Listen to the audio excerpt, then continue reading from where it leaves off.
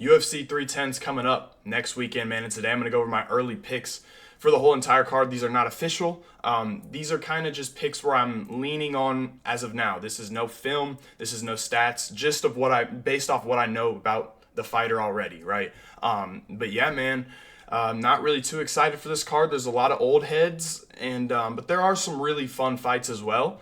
But too many old guys, man. I'm just sick of seeing them. Not like they're just, and I respect them, but it's just not fun to watch. Okay, but yeah, man. Not gonna waste any more time. Let's get right into it. First fight on the card is Kennedy Nzechukwu fighting Lukasz Brzeski. Now, Kennedy's moved up to heavyweight, and last fight, Chris Barnett. I mean, he looked pretty good. I don't want to say he looked great. I mean, Chris Barnett is not a good heavyweight by any means, but he looked sharp. Kennedy did with the hands. He looked a lot faster, and Kennedy's a guy who at light heavyweight was brink of top 15. Right outside at that 15 to 20 range. At heavyweight, he's come up with a lot of skill.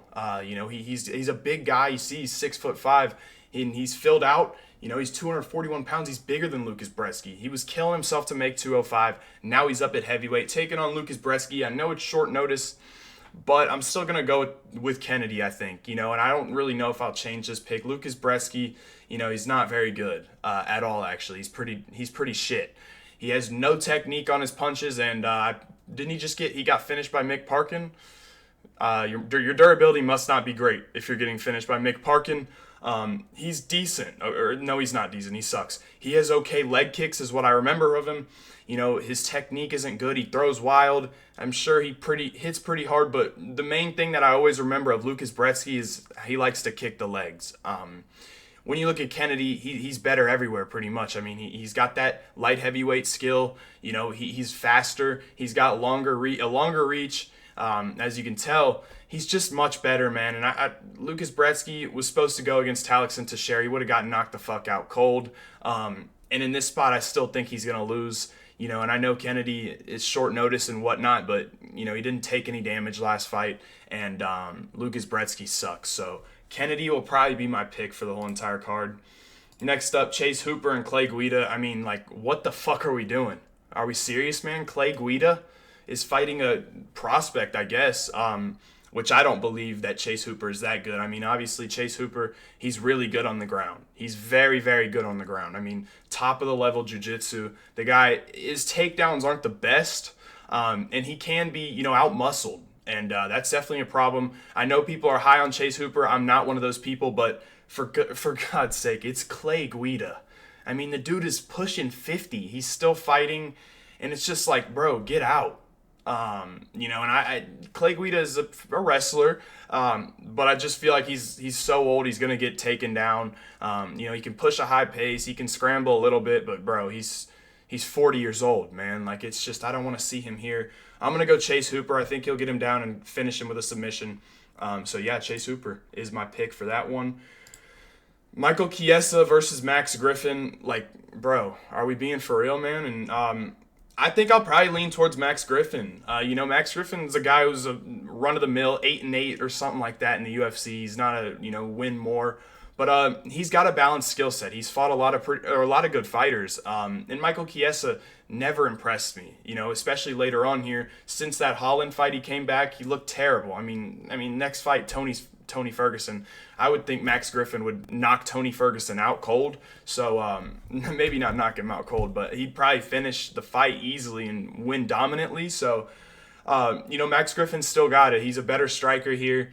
Chiesa, he does have good jiu-jitsu, and he is okay on the feet, but I think Griffin's fresher. I think, I don't even know if he's younger, but Chiesa's taken the job of being a journalist. You know how that goes when you're fighting, except if your name's Daniel Cormier. But, look, Chiesa's just old. It's a horrible fight, but I'll probably lean the way early on to Max Griffin due to the fact that I just don't think Chiesa's good anymore, okay? Next up. Whew! When I was talking about some of these fights we got on here that are just absolute bangers, this is probably my second favorite fight on the card.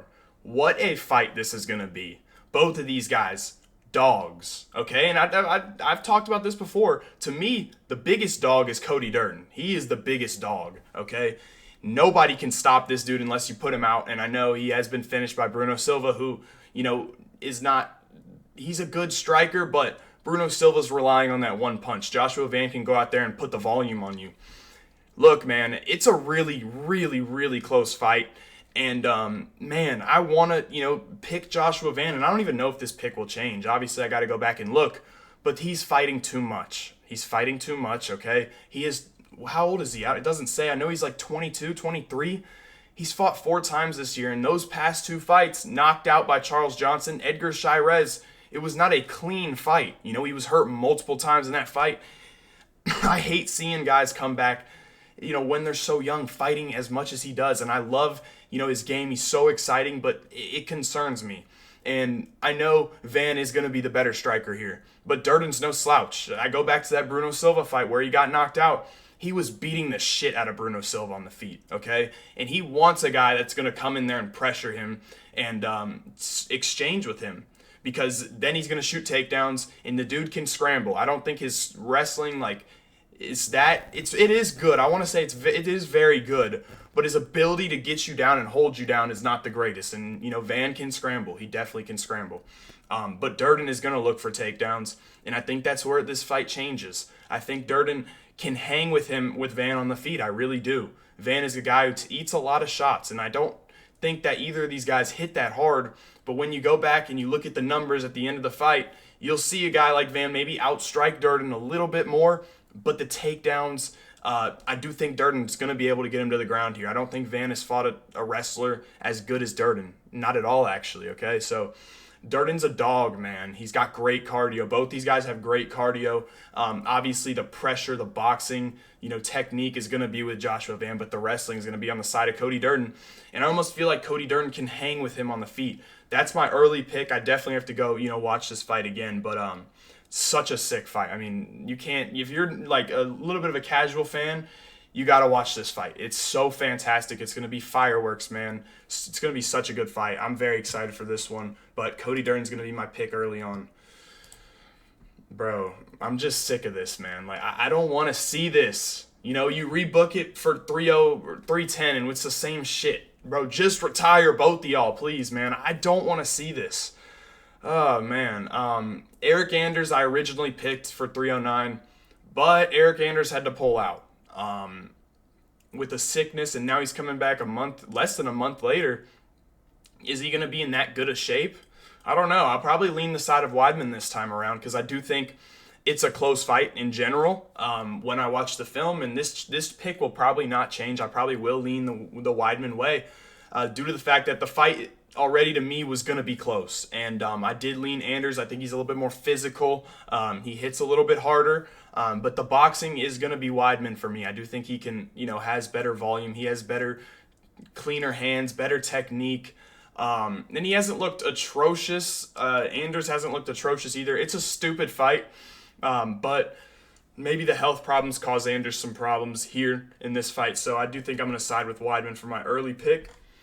And, next up, a great fight that, guys, I'm a little confused, okay? Because Randy Brown's coming in this fight as a plus, 200 underdog here. And I love Bryan Battle, and I did pick Juice to beat him, but he really, came out with a great game plan, pressured, boxing, and I think he's going to try to do that here. Now, you kind of saw a guy like JDM go out there and have success against Randy Brown with that pressure boxing. Bryan Battle's not as good as JDM, okay? Look, when it comes to both these guys wrestling and submissions, I think they're both pretty even in that sense, okay? Battle's got good submissions. He's got pretty good wrestling. Randy Brown's got good submissions, pretty good wrestling. So if this fight takes place on the feet, I could see Randy Brown having success, especially early on. I think he can have success, a lot of success early on. But later, as you get into that fight, you saw it with the Juice. How can Randy Brown stay out of that, that blitzing pressure of Bryan Battle? He can do it because he's got a nasty teep kick that'll throw up the middle. But the boxing is going to be with Bryan Battle. I do think he's got better hands. I think he's got better defense. But Randy Brown's very long. It says he's 6'3". golly, man, I'm 6'4", and I think Randy Brown is about 6'8" in there, man. The dude looks so long in there, and he's got a height advantage. But I do think, Bryan Battles might be able to get him here. I see like a split decision here.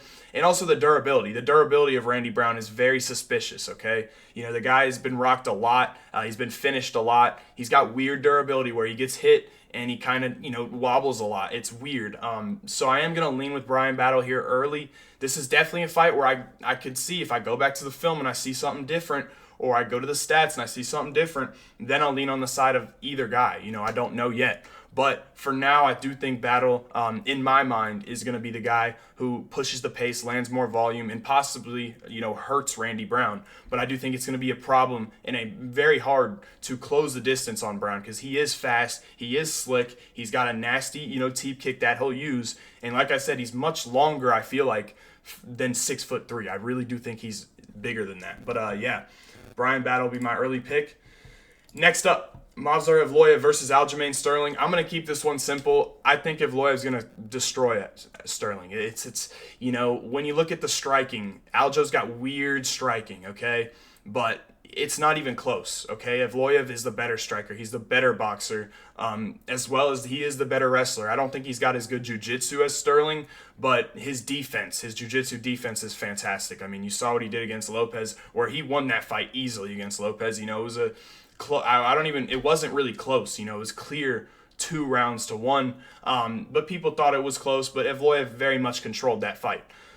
This time around, man, I think Evloev is going to get him on the feet. I'd like, this is kind of crazy, but I want to see what this number comes out to. But I think Evloev has like decent power, and he's got good technique, and his boxing is good. And I want to see what that KO number is looking like. Now, look, obviously, I do think, this is a fight that goes to a decision, but I do think, bro, the technique on his boxing, Evloev's, is actually really, really good. And he hurt Arnold Allen last time out. A little bit of an iffy performance there, but Arnold Allen is a much better striker than Aljo, and Aljo's not going to be able to get takedowns. I think Aljo's best chance, is in the clinch because he might be stronger than Evloev, and that's what he really relies on. But you look at Evloev, and he is fucking huge, okay? He's huge for 145. I mean, look at him. He's chiseled. So a good fight, but I think it's going to be majority, controlled by Movsar Evloev. I think he 30-27s him, Aljamain Sterling. So, yeah, I'd like to see this fight, a little bit longer. I don't know why it's so low, but, yeah, whatever. I'm going to go with Movsar Evloev. Are these odds right? Hold on. Fight odd. Let me check this real quick because there's no way, right? Okay, no, it's not. I was about to say, bro. Vicente Luque taking on Themba Gorimbo. I know this is short notice, and I don't want to hate on Themba Gorimbo, but he's a horrible fighter. Simple as that. He's not good. He hasn't fought anybody good. He sucks. Honestly, at least, I hate on Buckley a little bit. But Buckley had actually beaten decent fighters. Andre Fialho, that would be Themba Gorimbo's best win in his career is Andre Fialho. So I think I'm going to lean Vicente Luque. I don't really know what Themba Gorimbo can do here. He's a better athlete, I guess, but who hits harder? Vicente Luque. He's a better striker, and I know that he hasn't looked the same since that Jeff Neal fight, and that does concern me. But he's not in front of a guy like Jeff Neal. He's not in front of a guy, and I know that Buckley fight, he cowered away from that striking again and cowered away from that power. He's not in front of Buckley. Buckley hits way harder. So does Jeff Neal. Themba Gorimbo has terrible technique on the feet. He's not a good striker. His game plan is going to be to wrestle. He doesn't have that wrestling prowess like the other guys that have beaten Vicente Luque off of wrestling. Bilal Muhammad, other guys like that who have beat Luque from the wrestling. Themba doesn't have that, okay? That's not in his bag. He's an okay wrestler, but he's fought guys that are, pretty good wrestlers and pretty good submissions, and he's just held them on the fence for the whole fight, okay? To me, man, this is an easy pick in Vicente Luque. I guess I'm going to have to go watch the film, but yes, I know that Vicente hasn't been the same since that fight with Jeff Neal. He comes back, beats RDA, very weird fight, a lot of clinching in that fight. But I do think Luque, he's better everywhere, and that's what's going to pay dividends here. I think Themba might be a little bit faster, but man, I just don't see Themba being able to get a takedown. I'm being honest here, man. The pick right now for me is going to be Vicente Luque, and kind of annoying that Themba Gorimbo gets an opportunity to get a ranking. Next up, another old head matchup, but not a bad matchup. Anthony Smith taking on Dominick Reyes. As of right now, without the film, it's a pretty easy pick for me, and that's going to be Dominick Reyes. Primarily, this fight's going to take place on the feet. You know, I would say Smith has better wrestling, better jiu-jitsu, but he's probably not even going to shoot in this fight because Reyes is, you know, he's got great takedown defense. He really does have good takedown defense. He's got a pistol of a left hand. He's going to be the faster striker here. And, you know, he struggled. Dominick Reyes has struggled with power guys, you know. Yuri Prohaska. He struggled with Ryan Spann, who both knocked him out. Anthony Smith doesn't have that kind of knockout power.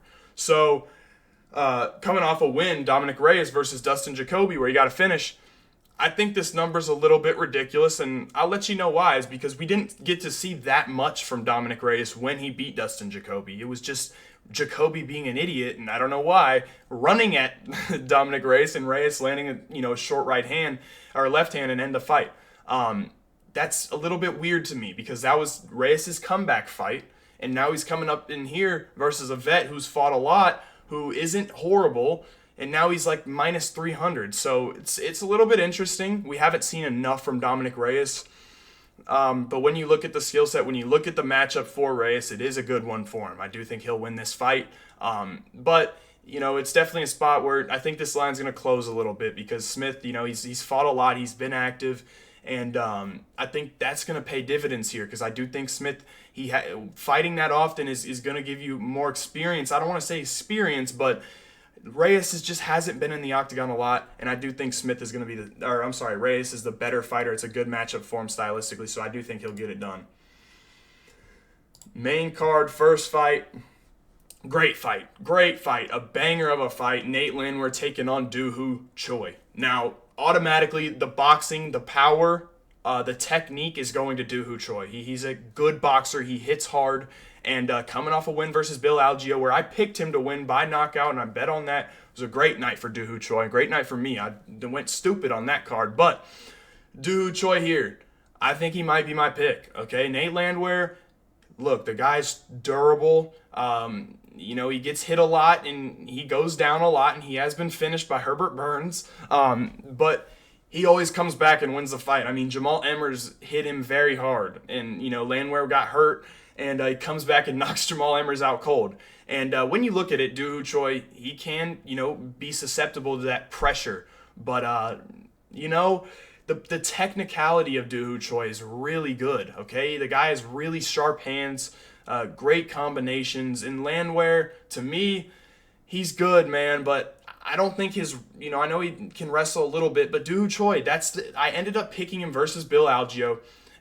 Because I saw how much work he was doing on the ground on his Instagram. He was working really, really hard in his takedown defense, and he really showed that versus Algeo, who I think is a little bit of a better wrestler than Nate Landwehr.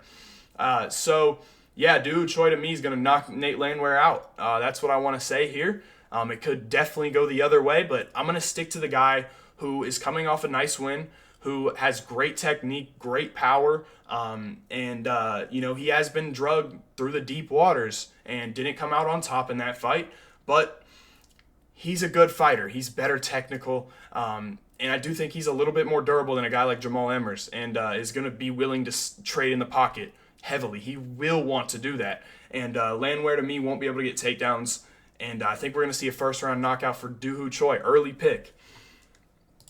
Next card, I mean, this is ridiculous, okay? I like Bryce Mitchell. I think he's, you know, a cool guy, cool fighter, but him taking this fight is very, very annoying to me, okay? Kron Gracie taking on Bryce Mitchell. Kron Gracie's coming off a loss versus Charles Jourdain where he did nothing but pull guard, and I've talked about how deep and great the featherweight division is, and there's so many guys outside of the rankings that deserve a shot at a ranking, and Kron Gracie is getting it. There are 6 or 7 guys outside the featherweight top 15 that deserve a fight. I'm serious, like 6. and we're giving it to Kron Gracie. So very frustrating fight for me. It's going to be a horrible fight. It should be. I'm not even joking. I think I'd rather watch Guida fight instead of this fight. It's going to be very boring. I guess I'm just going to pick Bryce Mitchell because I don't really know what Kron Gracie's going to do. Mitchell can control the fight on the feet, the whole fight. You know what I mean? What is Kron Gracie going to do on the feet? He has nothing to offer. Bryce Mitchell's, he's okay on the feet. He's not great, but he's okay. But he's definitely good on the ground and good at jiu-jitsu.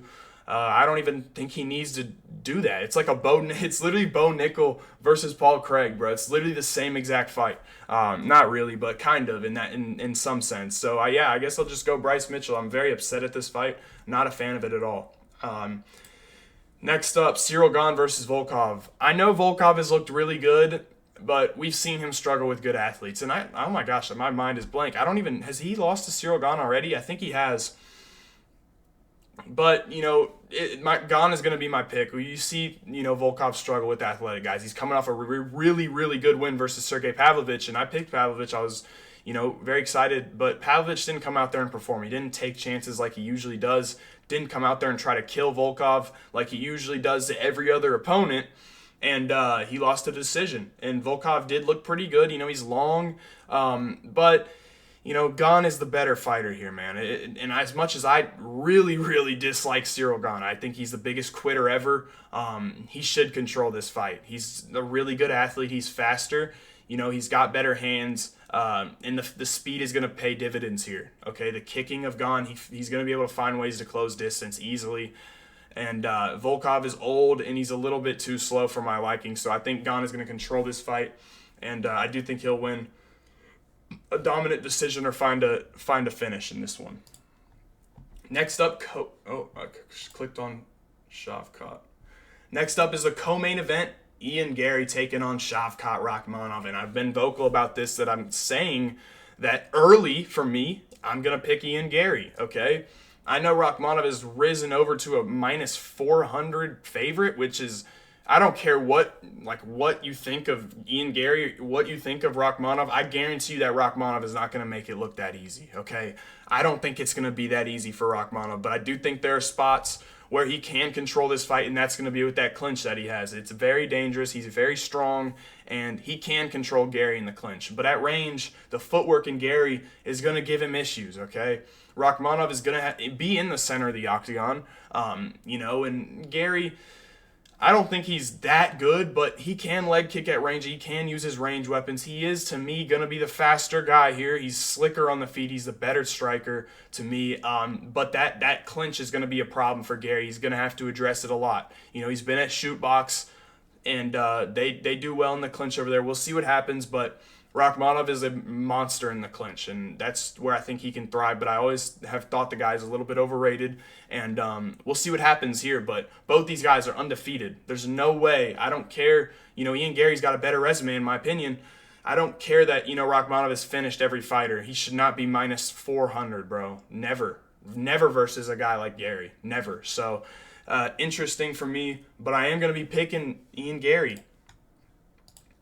Now, the main event. I'm doing a breakdown on this fight individually where I break down the whole main event, what each guys do good, what both guys do bad, and I'll preview it a little bit here. I have not gotten the Pantoja film, by the way. Obviously, I know what Pantoja is capable of, but I've watched a lot of Kaya Sakura, and the guy is a dynamic striker. He hits very hard, and I think he's the hardest hitter that Pantoja's faced outside of Deiveson Figueiredo. Okay, the guy can really crack. He's got fast kicks. He's very fast in general. But I do think that Pantoja can beat him. And I want to, I don't want to spoil too much on my video because I think Pantoja's got a good game plan and that he can win this fight. But Pantoja, to me, the wrestling, I think that's going to be a big dividend here. I'm not going to give away my full, reasoning on why I think he's going to win because that'll be saved for the next video that I make. But I do think Pantoja's going to win this fight, and I think he's got an ability to finish. Sakura has not made 125 in a long time. He has not really fought 5-round fights that often. So what's the cardio going to look like mixed? All right, what's the cardio going to look like with 3 rounds typically mixed in with a pretty difficult weight cut? The guy's big. And I'm worried about Asakura, but he's got chances. He absolutely has chances. The guy is so dynamic. He's a very good athlete. Definitely not going to count him out in this fight for sure, I'll tell you that. But I do think Pantoja can win this one. So I'm going to be going with Pantoja for the early pick. That's going to do it for me. My official picks probably be next Wednesday. I'm going to release a couple of videos, but a little bit busy at the moment with the holiday and college basketball, which is my second favorite sport. But yeah, man, I appreciate everybody, subscribing, supporting. We're going to get after it this card, do the best I can. But yeah, man, that's going to be it for me. I hope y'all boys enjoyed, and I'll catch you in the next one.